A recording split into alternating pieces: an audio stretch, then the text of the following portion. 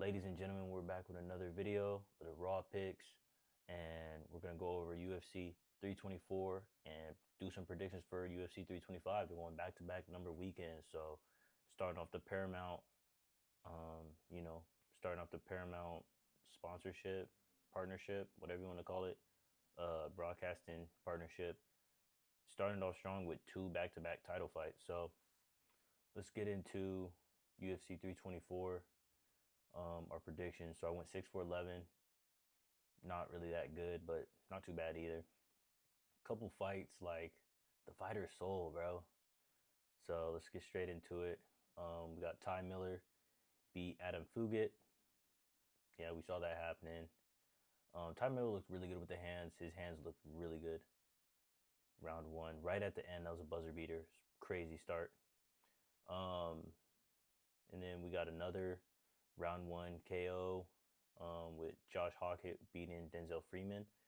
I wasn't really familiar with either of these guys, but now I'm familiar with Josh Hawkett. He looks like he could beat some guys, maybe get ranked in a couple more fights. Denzel Freeman looked very flat, very bulky, but yeah, he didn't look too good that night. Alex Perez defeated Charles Johnson with a KO, TKO. I didn't see that one coming. I thought Johnson would have better hands, and he didn't. I doubted Alex Perez, and he came through, proved me wrong. Nikita Krylov beat Modestas Bukauskas. Bukauskas looked scared out there. I don't know what it was, but good to see Krylov back in the W.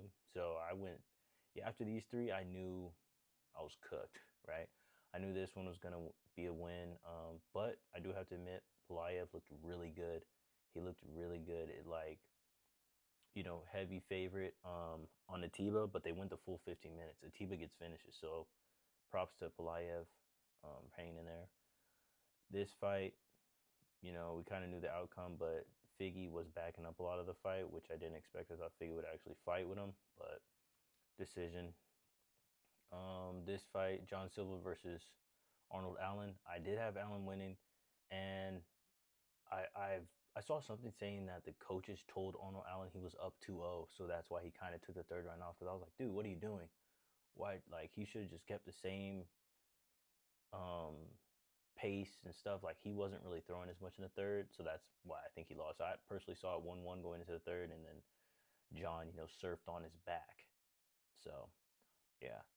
Next was Natalia Silva beating Rose. We had that one. Waldo Cortez Acosta beat Derek Lewis. Derek Lewis, that one ended very weird. Yeah, not much to say on that.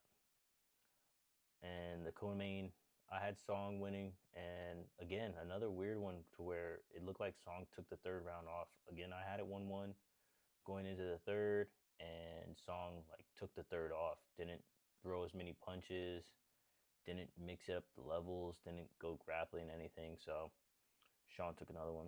And then the main event, I had Justin Gaethje winning anyway. Did I see it in that fashion? Somewhat. I thought he'd get a finish, right? I thought he'd get Patty, but Patty's got a chin. Compliment him on that. But yeah, he still didn't get done, which I kind of saw happening. Fraud checked. Unpopular opinion or popular opinion, I don't care. He got fraud checked. All right, now let's get into UFC 325. We got Volkanovski versus Lopez 2 for the featherweight championship of the world. Let's get into my predictions for this one, right? Gonna expand them all. And this card actually has more dudes on it than I thought to begin with. So this should be a really nice card if it holds up. Filming this on Wednesday, January 28th, so hopefully this all holds up. Hopefully no one drops out, but if so, so be it.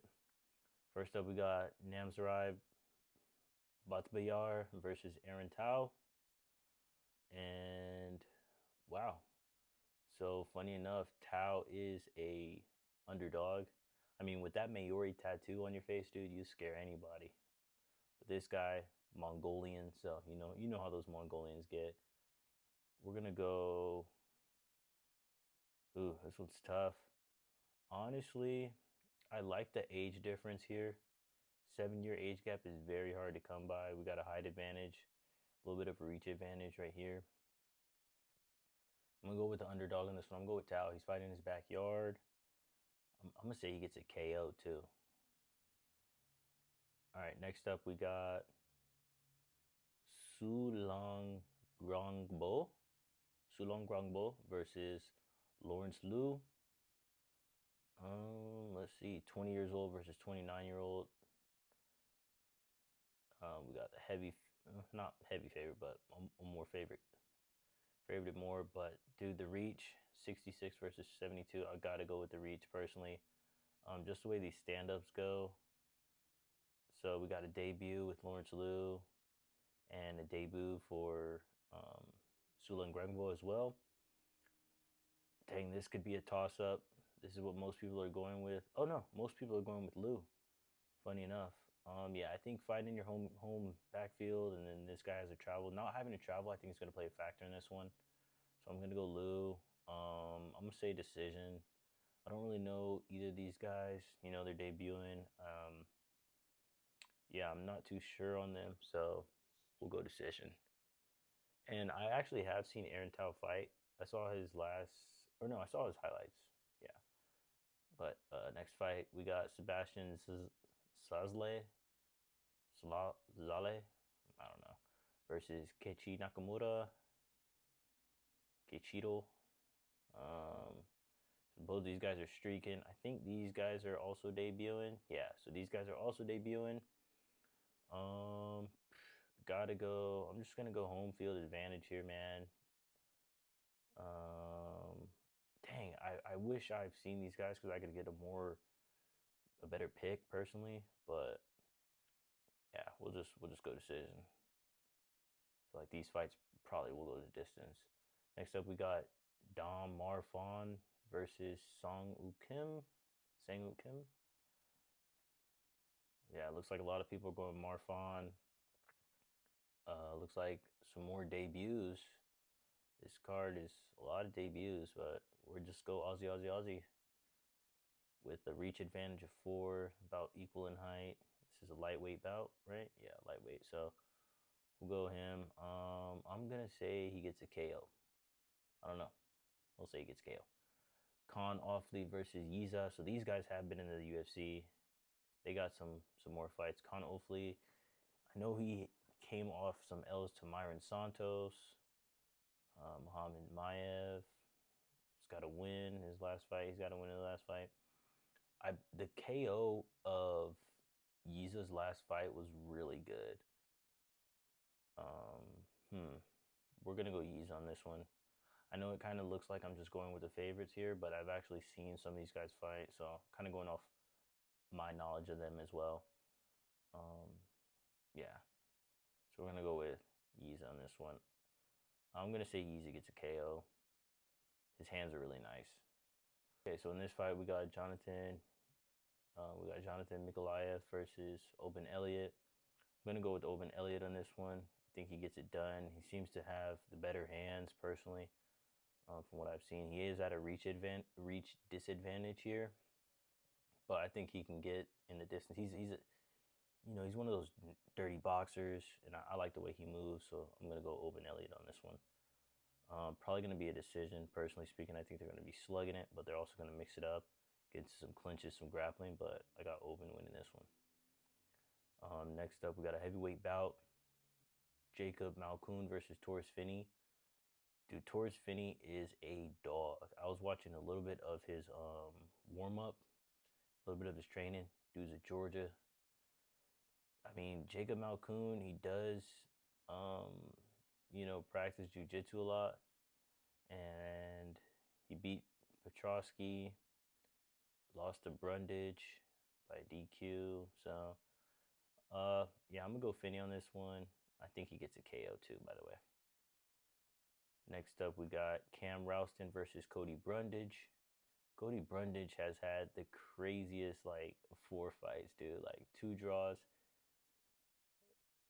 Yeah, 2 draws. The split decision loss, which I personally think he beat Eric Mikonico, um, and the Bo Nickel. So this could be a redemption for him, but it looks like they're feeding him a younger guy who also has a win over Andre Petrosky. So yeah, no one's picking Brundage. They're picking Cameron Alston. I'm trying to remember if I saw this fight. Well, we'll go this guy. It seems like everyone knows. We'll go KO as well. That just seems like the move. Junior Tafa versus Billy Elikana. Um, the Tafa bros are so unpredictable, man. Like, I'm surprised they're still kind of in the UFC, how streaky they are. But Billy Tafa, he's one of those guys who fight at his natural weight, kind of like Yuri. Yuri weighs in about 210, 215 and fights at 205. He's not one of those weight bullies. Billy's also the same. I remember one time because he's light heavy, so it's 205. He fought at like, or he weighed in at 200 pounds. Like, bro, you shot 5 pounds. So um, I'm also gonna go Billy Lakina. His hands look really nice.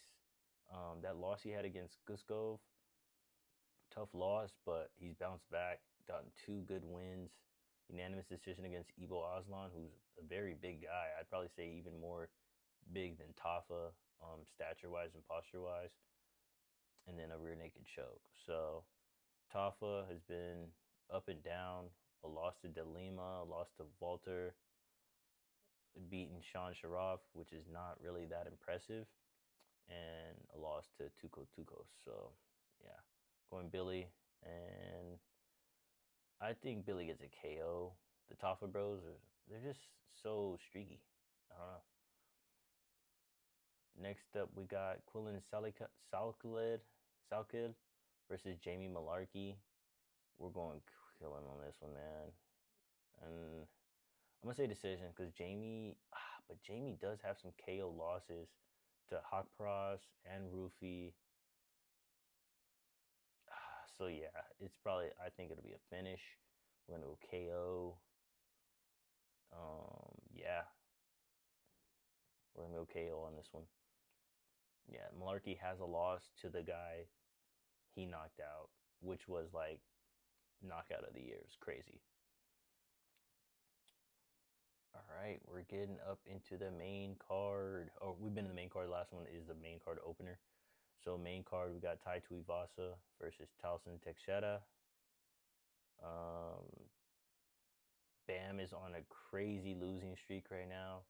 He has been fighting quality dudes, but I think Talson gets him done. Yeah, Talson by KO, probably in round one. I don't think Bam's gas tank is there. He took some time off. It's been over a year since he's fought, but I think the ship has sailed.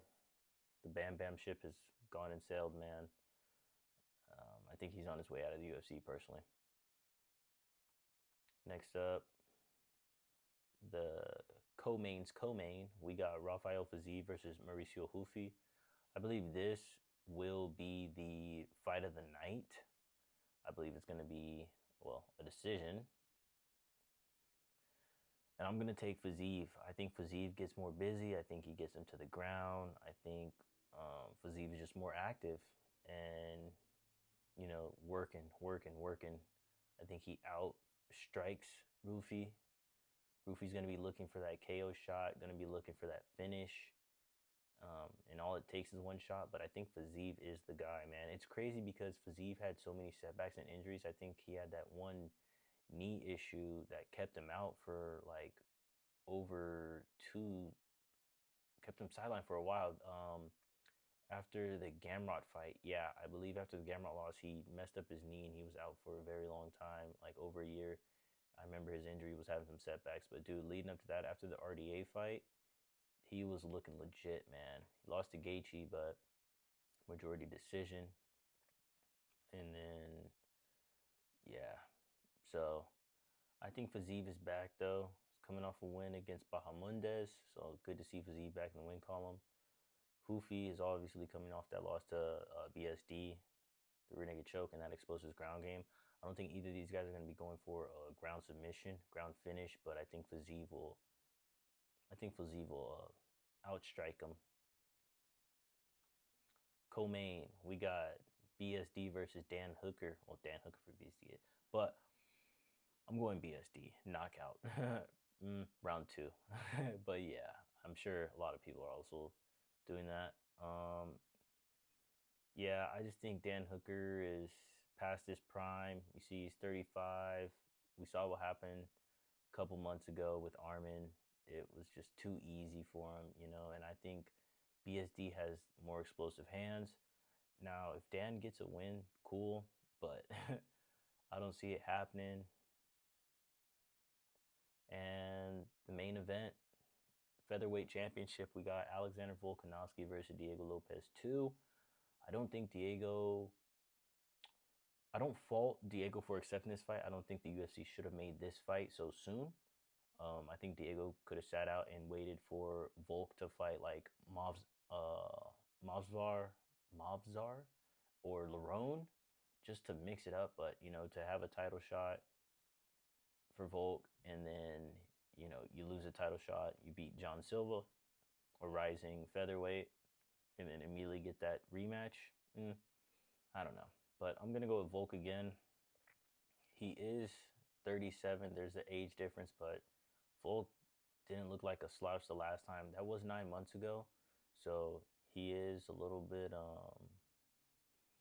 hasn't fought in a second, but I think Volk still gets it done. I think Volk. Yeah, I haven't seen Volk submit. I would say Volk submission, but it's probably gonna go the whole five again, and I'm gonna say it's gonna be like a 4-1, 3-2 type of deal again. Dominant showing. I mean Diego has a chance, right? He's a challenger. He didn't look too bad. He just looked nervous, right? So if he comes with the confidence this time, he can do something. But I think Volk is going to be expecting that and going to expose him. But this is what the UFC wants. They want a new champ. So if that happens, it happens. But yeah, should be a great card. There's a lot of fights on this card. We got 2, 4, 6, 8, 10, 12, 14 fights on this card. So it should be a great card. And yeah, UFC 325. That's been my picks, and appreciate you guys for watching. I'll catch you in the next one. Like, comment, subscribe, comment who you got winning. Let me know if any of my takes are crazy or if you with me. As always, appreciate you guys for watching. Catch you on the next one. Peace.